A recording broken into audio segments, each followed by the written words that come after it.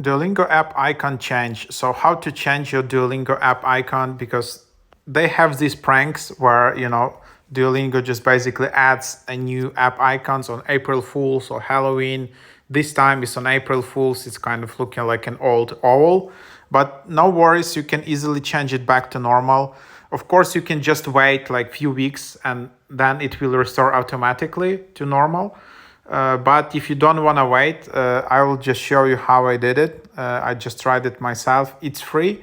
So basically, let's start. So first of all, you just need to find the original Duolingo app icon. You can just go to Google and search Duolingo icon and search for like images.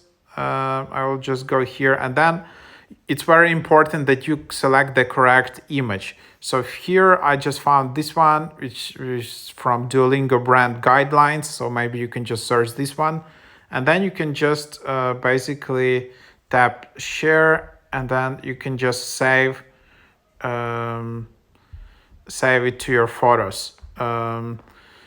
Like I'm not sure, like if you just need to kind of save to your album in the iPhone.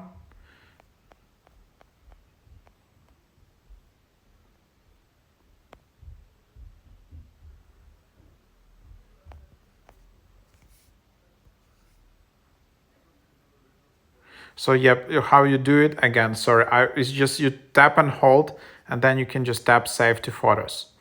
So this way you can it's saved. So this way it's just being saved here. So that's basically the icon you have. Now you need to have Shortcuts app, which is a free app you have.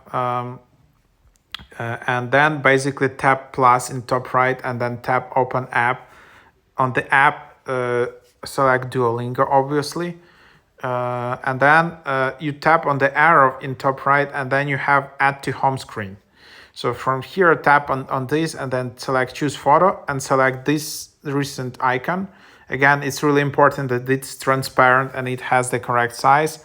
And then you just select Duolingo, like write it here, so it kind of looks the same. And then you just add it here.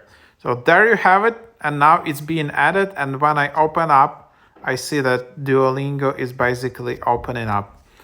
So that's the process. That's how you get it going, and you don't need to wait until Duolingo resets itself. So yep, like you can then get this old icon and then tap remove app and remove it from home screen. Don't delete app, but just remove it from home screen to your app library.